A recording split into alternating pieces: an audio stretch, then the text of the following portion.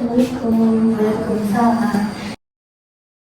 Ya, sebelumnya terima kasih ya sudah berkenan hadir dalam sesi konseling kali ini sesuai dengan kontrak ya Teh yang telah dicatat. Untuk sekarang Teh memilih tempat duduk ingin duduk di sebelah mana? Di sebelah sini. Boleh duduk. Izin duduk di sebelah sini boleh Teh? Silakan. Apakah Teh sudah merasa nyaman duduknya? Sebelumnya bagaimana kabarnya Teh? Alhamdulillah. Baik. Gimana Teh? Alhamdulillah baik. Tadi gimana di perjalanannya? Apakah ada kendala? Lumayan ada kendala gitu Teh. Ada kemacetan lumayan. Oh, dan tadi berangkatnya dari mana? Dari Indiang. Dari Indiang. Oh, rumahnya di Indiang. Ya, dari Indiang. Oh iya. Sebelumnya terima kasih ya sudah berkenan hadir dalam sesi konseling kali ini, dan terima kasih juga sudah siap untuk berubah gitu ya secara tidak langsung. Nah, bagaimana sih perasaan mengikuti sesi konseling ini? Sebenarnya lumayan gimana ya, perasaannya Teh kayak takut gitu. Soalnya baru pertama kali juga ikut sesi konseling ini. Oh, jadi belum pernah mengikuti sesi konseling? Belum pernah. Kalau boleh tahu nih, apa sih yang diketahui tentang konseling gitu? Seperti pertemuan gitu ya, dimana satu itu membantu, yang satu meminta solusi. Oh ya, jadi mungkin yang diketahui tentang konseling itu mungkin saling membutuhkan gitu ya, saling membantu antara si konselor sama si kliennya gitu ya. Mungkin kalau untuk selanjutnya apakah ada yang ingin ditanyakan terlebih dahulu? Cukup sudah. Oh, kalau mengenai konseling sebelumnya udah paham gitu gimana ya? Bisa Allah paham. Nah, untuk sebelumnya saya izin ya untuk menjelaskan terlebih dahulu asas-asas yang ada dalam sesi konseling gitu ya. Dalam sesi konseling ini itu ada 3 asas. Yang pertama itu ada asas kerahasiaan, terus ada asas keterbukaan, sama asas kesukarelaan. Nah, pasti kan bertanya-tanya ya apa aja gitu ya maksudnya. Nah, yang dimaksud dengan asas kerahasiaan itu siapa aja sih yang boleh tahu tentang cerita yang akan dibilang kepada saya, yang boleh tahu cerita sendiri? Apakah orang tua atau hanya teteh saja? Orang tua lumayan tahu Teteh. Oh iya, jadi yang boleh tahu itu orang tua paling dengan saya gitu ya. Nah, untuk selanjutnya gitu ada asas keterbukaan. Jadi asas keterbukaan ini yang dimaksud dengan asas keterbukaan itu Teteh itu bisa berbicara apapun, hal apapun itu, karena kan tadi udah disebutkan ya ada ada kerahasiaan. Nah, jadi apapun yang diceritakan insya Allah gitu ya, kalau dalam privasinya mah insya Allah tetap dijaga gitu ya, nggak bakalan diceritakan kepada siapapun kecuali saya dan mungkin kedua orang. Yang ketiga itu ada asas kesukarelaan. Nah, untuk asas kesukarelaan ini kalau boleh tahu tentang konseling dari mana? Mungkin di sini ya. Oh, di sini. Jadi pas kuliah mungkin ya banyak yang cerita-cerita, terus nanti mungkin cutting bakal ada konseling gitu ya. Lebih tahunya ke psikolog gitu. Oh, lebih tahunya kalau dulu itu ke psikolog gitu ya. Tapi kalau pas masuk BK jadi tahu gitu, di BK juga ternyata ada. Tapi sebelumnya di sekolah apa apakah ada pernah mengikuti sesi konseling? Udah. Oh, berat Pertama kali. Oh, baru pertama kali sekarang. Oh iya, boleh. Apakah sudah cukup jelas untuk pemaparan tentang sesi konseling kali ini? Nah, untuk konseling kali ini itu insya Allah berdurasi sampai 30 atau 45 menit ke depan gitu ya. Nah, untuk konseling pertama kali ini yang kali pertama ya, jadi sesi pertama. Nah, kalau untuk kedepannya, insya Allah kita itu akan berwaktu dalam 3 atau sampai 4 sesi gitu. Untuk jadwalnya nanti juga bisa disesuaikan kembali gitu ya, sesuai dengan jadwal perkuliahan saya sama. Terus kalau selanjutnya nih, saya juga izin untuk mencatat gitu ya hal-hal yang penting. Mungkin nanti kalau lagi bercerita, terus saya juga izin untuk men-tag videonya. Apakah boleh? Nah, kenapa di video? Karena ini juga salah satu untuk memenuhi praktek konseling, tugas praktek konseling gitu ya teh. Nah, selanjutnya saya pertama-tama berterima kasih kepada Teh karena sudah memberikan kepercayaan atau sudah mempercayai saya untuk membantu dalam mengatasi permasalahan yang Teh rasakan sekarang. Sebelumnya sudah mengisi intake informat? Udah ya. Saya juga sempat ya membaca permasalahan-permasalahan yang sedang Teh alami. Nah, untuk selanjutnya, bolehkah saya tahu apa yang membuat Teteh datang dalam sesi konseling ini? Apa yang Teteh rasakan? Pertama, saya sekarang jadi kurang bisa memanage waktu. Yang kedua, kurang percaya diri. Oh, jadi itu kurang, jadi tidak produktif gitu ya dalam hal memanage waktu sama kurang percaya diri. Kalau boleh tahu nih, gimana sih memanage waktu? Maksudnya dari itu memanage waktu itu gimana? Jadi lebih bisa disiplin di dalam waktu. Oh, jadi kalau dulu mah selalu disiplin gitu ya, terencana gitu ya segala sesuatu. Kalau sekarang itu Jadi kurang. Dulunya tuh kan pesantren pasti ada aturan kayak waktu jam segini untuk kegiatan ini. Nah, terus beberapa bulan setelah lulus dari pesantren sekolah, libur kan ada beberapa bulan liburnya. Di sana kan kebanyakan paling atau di rumah dia ngapa-ngapain gitu. Jadi kayak dari awal lagi jadi kurang bisa lagi memanage waktu. Oh, oke. Jadi itu merasa kalau pas di pondok itu emang sudah terjadwalkan gitu ya. Kalau di pondok itu kan jadwal jam pagi sampai duhur sekolah gitu kan. Contohnya nanti duhurnya istirahat gitu. Tapi setelah keluar dari pesantren itu merasa jadi tidak produktif karena beberapa bulan mungkin ya diam gitu ya, enggak beraktivitas seperti biasanya gitu ya. Kalau boleh tahu itu alumni mana? Itu udah apa sih? Oh, di Manunjaya. Oh, di Manunjaya. Sebelumnya sekolah di pondok ya? Iya. Di Manunjaya. Terus kalau boleh tahu, kalau itu kan tidak bisa memanage waktu ya. Biasanya nih kalau merasa tidak memanage waktu itu gimana sih perasaannya gitu? Kayak kesel, terusan kayak apa sih namanya teh?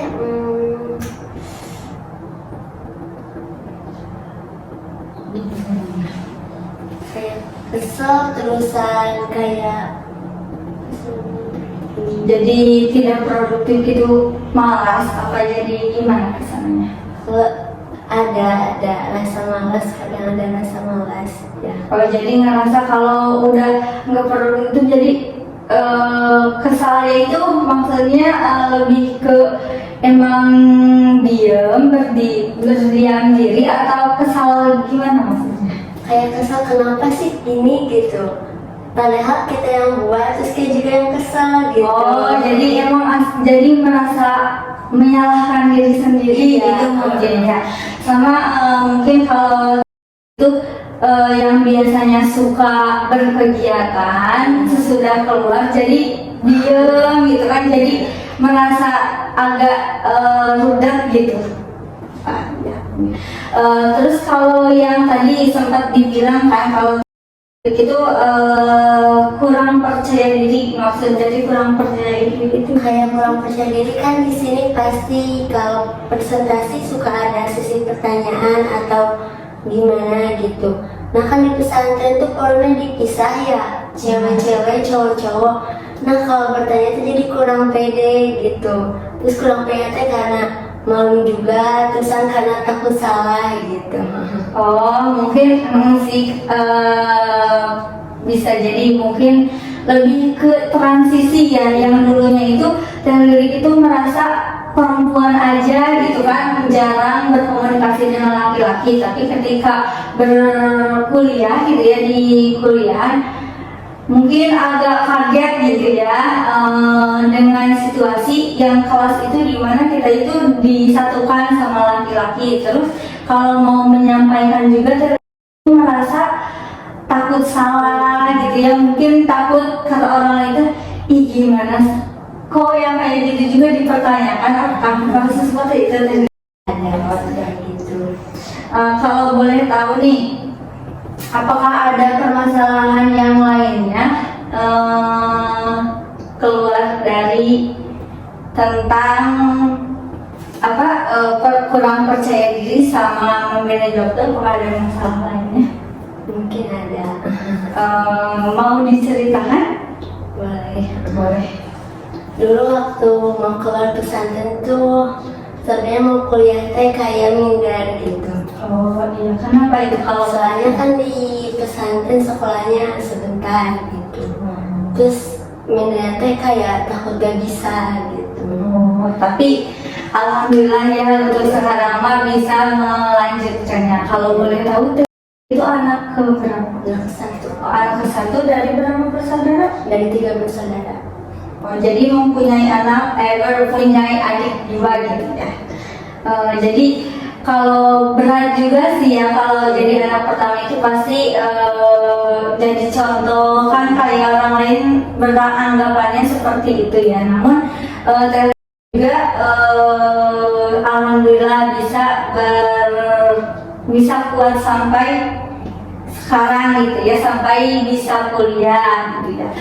Kalau boleh tahu kan minder nih, mindernya itu maksudnya gimana pas? Kan di sekolah itu di pesantren waktu sekolah itu sebentar dari dulu sampai asar.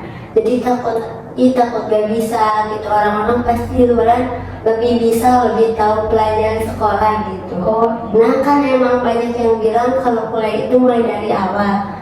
Namun pasti harusnya mah punya kayak pembekalan dulu gitu. Tapi teh kayak ya aku takut gak bisa gitu, teman-teman udah bisa kayak gini, aku gak bisa, takut gitu. oh, iya. Jadi kalau dari pagi sampai duhur itu Itu begitu? ngaji. Oh ngaji, jadi sekolahnya itu dari duhur sampai asar gitu. Dulu pernah dari jam 10 sampai asar, namun diganti sistem pembelajarannya. Jadi dari dulu sampai asar. Oh awalnya mah itu tuh sekolahnya itu dari pagi sampai duhur. Dari jam 10 Dari jam 10 sampai asar, tapi diganti jam 12 dari dulu sampai asar. oh itu tuh belajarnya tentang apa? Keagamaan atau? Ada sekolah dicampur sekarang, jadi ada sekolah ada pengajian. Oh.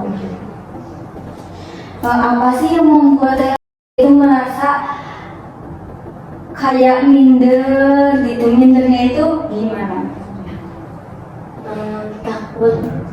Takut kayak gak bisa gitu. Oh takut nggak bisa kayak orang lain, soalnya mungkin dari waktu sekolahnya juga Teteh itu merasa emang lebih mengkerucut mungkin ya, lebih sebentar gitu belajarnya.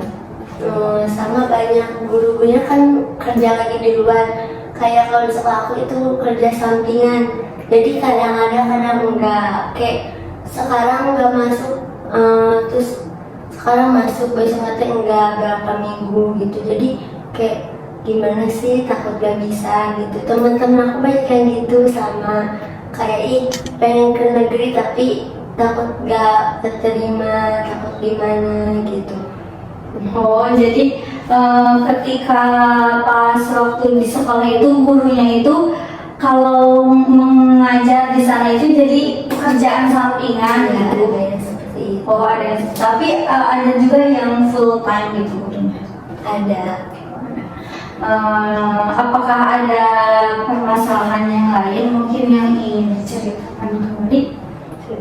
Sudah cukup.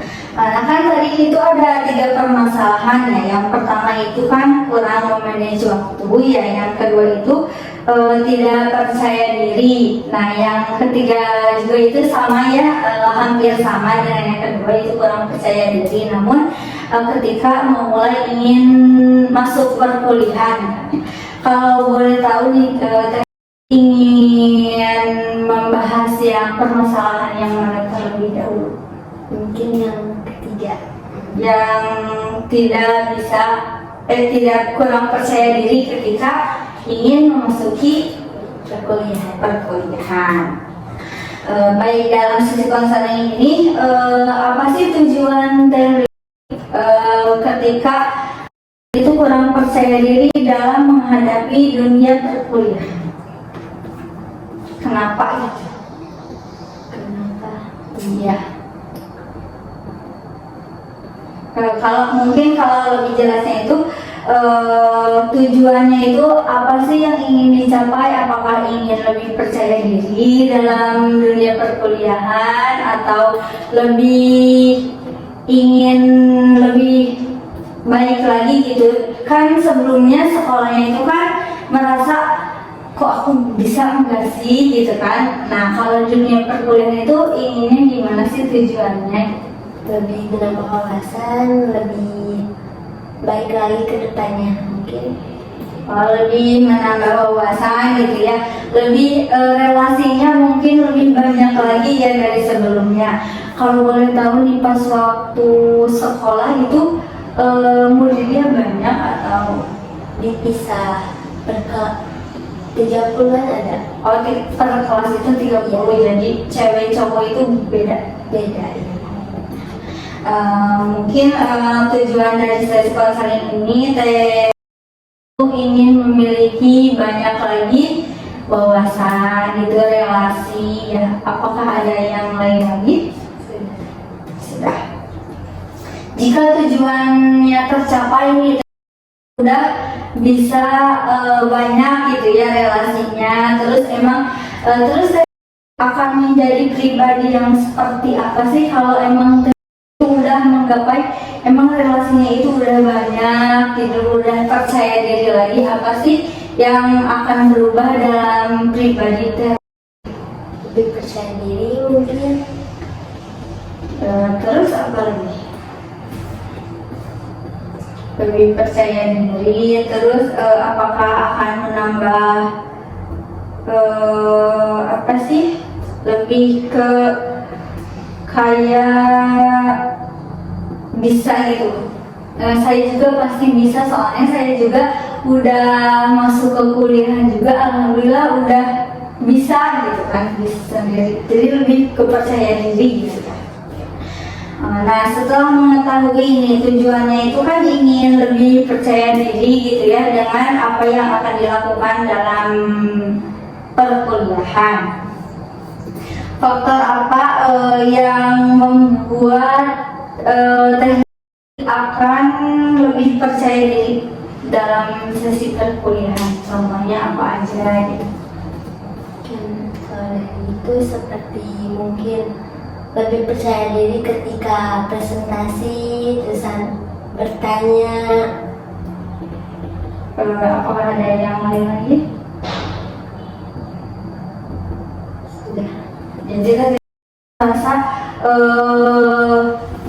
untuk sekarang itu lebih lumayan gitu ya untuk bertanya. Terus dalam presentasi apa sih yang dirasakan ketika mengikuti presentasi, apakah ada gangguan atau apa gitu yang dirasakan?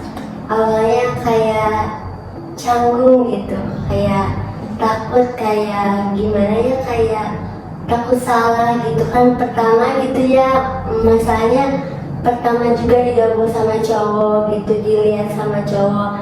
Di pesantren mungkin ada digabung sama cowok, namun dipakai penghalang kayak hijab gitu.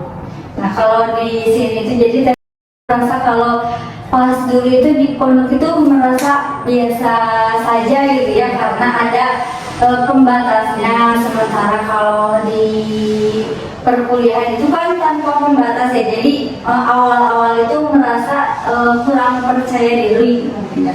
Kalau kan itu berlangsung pas waktu semester kapan nih kurang percaya diri ini? Awal perkuliahan berarti ya, berarti awal semester 1 ya. Terus kalau untuk sekarang di semester 2 ini sekarang, oh di semester 1 menuju semester 2, apakah masih berlanjut seperti itu? Apakah ada atau ada perubahan? Lumayan ada perubahan. Oh jadi merasa kurang percaya diri itu dari semester 1 awal ya. Nah, ketika merasa tidak percaya diri, apa sih yang dirasakan teteh? Kayak gugup, deg-degan gitu. Oh, merasa gugup, terus deg-degan. Cemas. Terus apa lagi? Cemas. Deg-degan. Jadi itu ketika merasa kurang percaya diri, yang dirasakan itu merasa gugup, terus deg-degan, sama cemas juga. Apakah ada hal lain yang dirasakan ketika merasa kurang percaya diri? Tangan terasa dingin. Oh, tangan itu, oh iya, tangan merasa dingin. Apakah ada hal lain lagi? Nah, kan tadi itu kan merasa tidak percaya diri ya. Lalu apa sih yang teteh rasakan? Lalu kegiatan apa yang kamu lakukan ketika merasa kurang percaya diri? Kan tadi itu merasa dingin, ya deg-degan, terus cemas. Biasanya suka apa sih yang dilakukan oleh? Kayak nenangin diri, kayak di dalam hati kayak bilang insya Allah bisa gitu, selalu bilang gitu. Oh jadi lebih teteh itu memberikan afirmasi yang baik gitu ya kepada diri sendiri. Jadi menenangkan diri, memberikan afirmasi ya. Apakah ada hal yang lainnya lagi? Udah.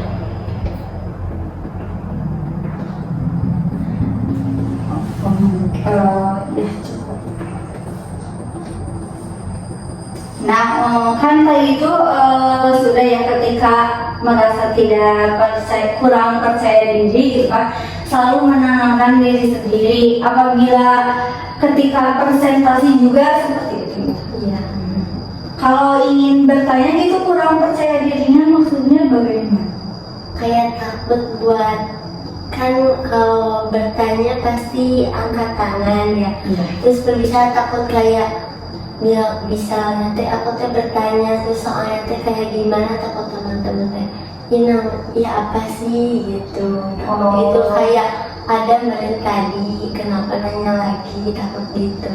Oh ya mungkin beberapa orang juga yang mungkin merasa seperti itu, kalau mau nanya itu pasti orang lainnya bertanggapan kenapa sih nanya lagi, mungkin ya teh merasa seperti itu. Jadi takut orang lain itu beranggapan yang tidak baik, padahal kan kita juga ya mungkin ada lupa yang kayak gitu ya, atau kurang dimengerti mungkin ya selama presentasi gitu ya. Nah, lalu apa yang kamu rasakan ketika sudah memberikan afirmasi atau menenangkan diri? Lebih nyaman mungkin, Lebih nyaman, terus lebih percaya, lebih ada kayak percaya dirinya sedikit. lebih percaya diri juga itu? Iya.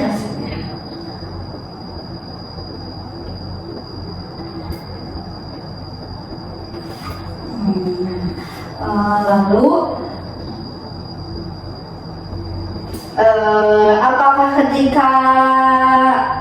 apakah ada perbedaannya? Kan apakah sekarang masih sama gitu tingkat percaya diri sama ya kan pas semester 1 itu kan kurang percaya diri ya.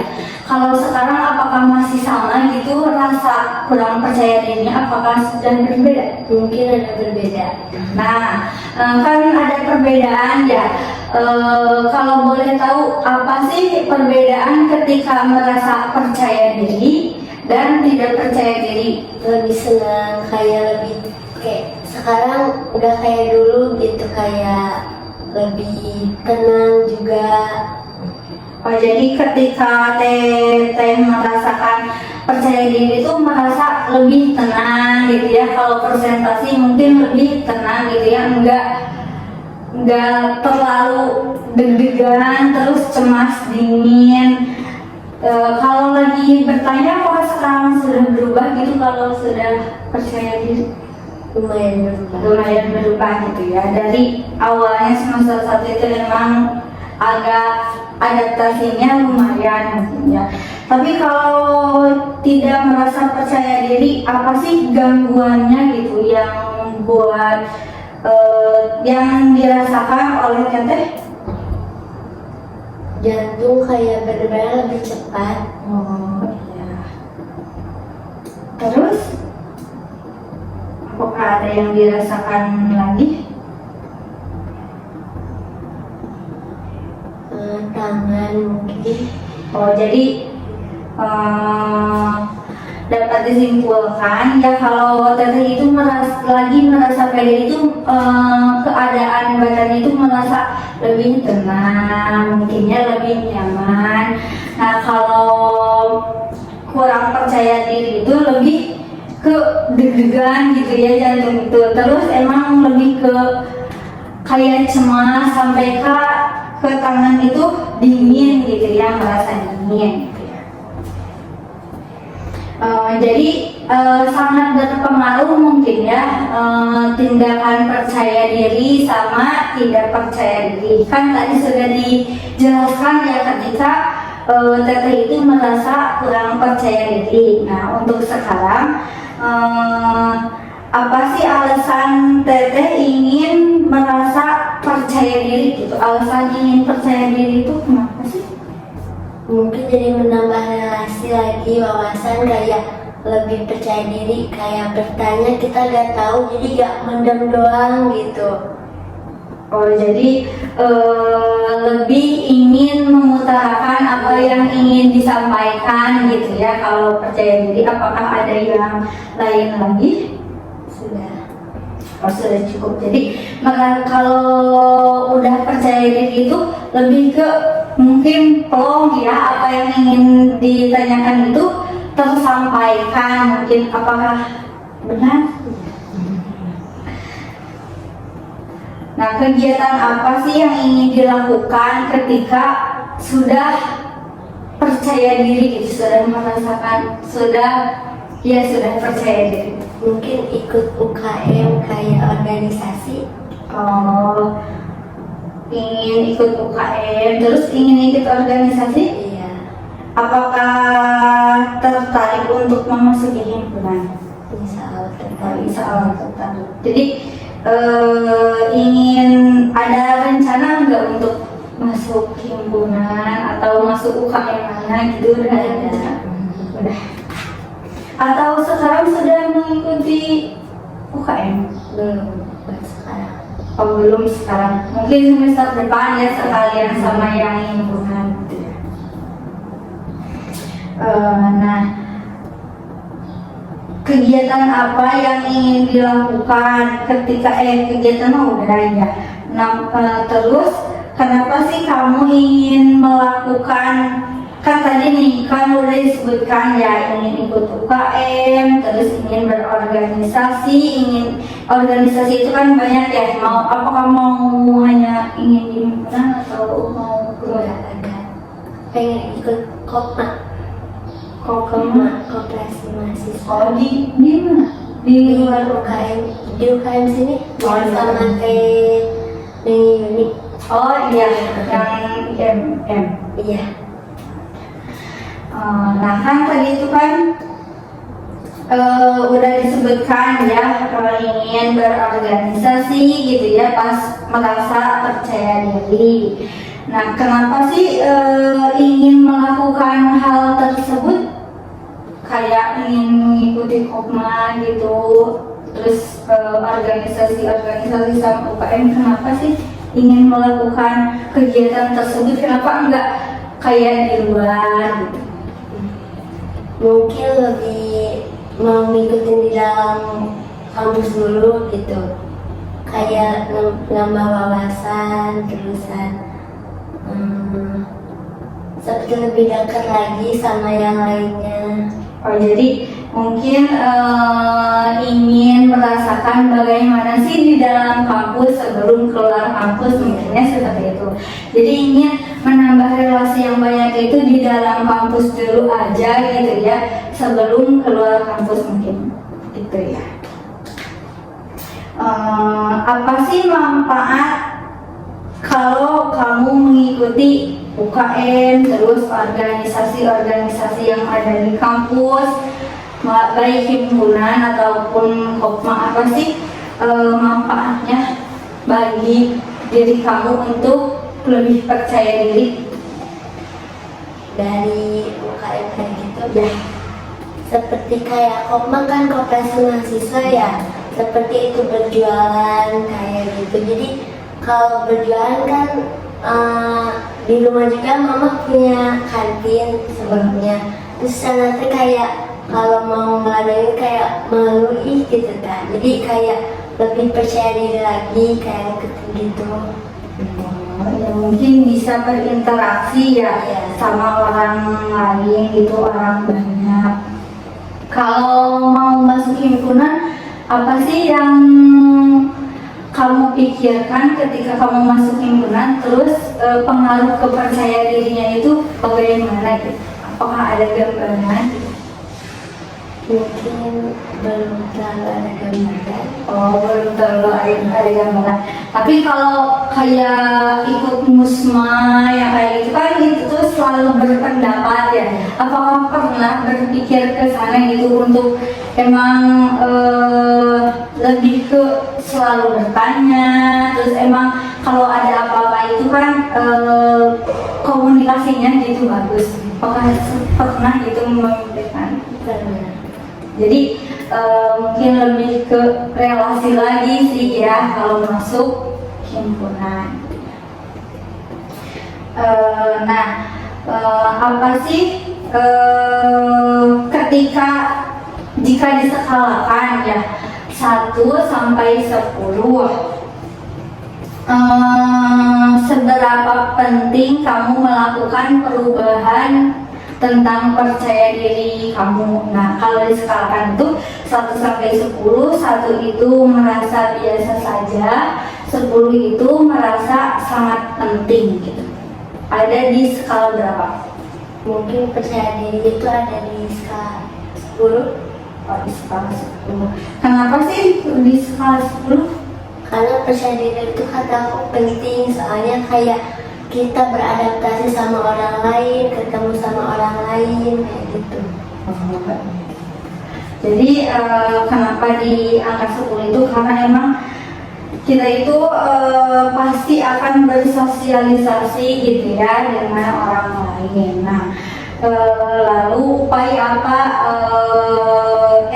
Lalu jika diskalakan lagi, eh, seberapa percaya kamu ingin berubah dari skala yang sekarang? Kalau sekarang diskalakan ada di skala berapa? Mungkin 6. Oh, nah kalau sekarang itu 6 ya, ingin ke skala 10.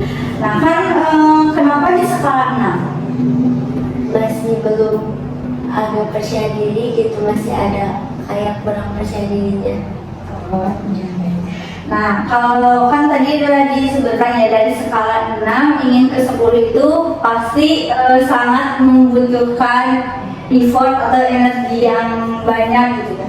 Nah, untuk jika diskalakan kembali skala 1 sampai 10, seberapa yakin sih kamu bisa mengubah diri kamu menjadi lebih percaya diri gitu? Ada di urutan berapa? 9 mungkin.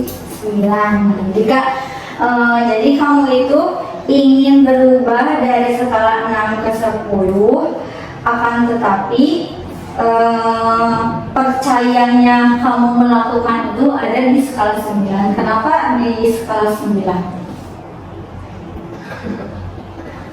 Apakah ada keraguan, sedikit keraguan? Nah, untuk selanjutnya mungkin saya akan memberikan homework ya, atau PR gitu ya, nanti dikerjakan bisa di rumah gitu ya. Nah, PR-nya itu berbentuk tabel dampak negatif dari kurang percaya diri. Jadi nanti itu ditabelkan, dikasih kertas, terus lalu upaya apa sih yang dilakukan kamu untuk lebih percaya diri lagi? Kan awalnya itu kan merasa kurang percaya diri. Nah, lalu apa sih yang kamu lakukan, upaya apa yang kamu lakukan agar kamu itu lebih percaya diri lagi? Ngerti tugasnya? Ini mungkin ya kertasnya. Nanti kalau emang ada yang ingin ditanyakan terlebih dahulu mengenai tugasnya atau ada yang kurang dipahami, boleh ditanyakan kembali lewat WhatsApp atau apapun itu. Nah, untuk sesi konseling kali ini mungkin dicukupkan sekian ya. Terima kasih sudah berkenan hadir dalam sesi konseling kali ini. Untuk sesi selanjutnya mungkin nanti dibicarakan kembali ya untuk waktu dan tanggalnya. Mungkin dari saya cukup sekian.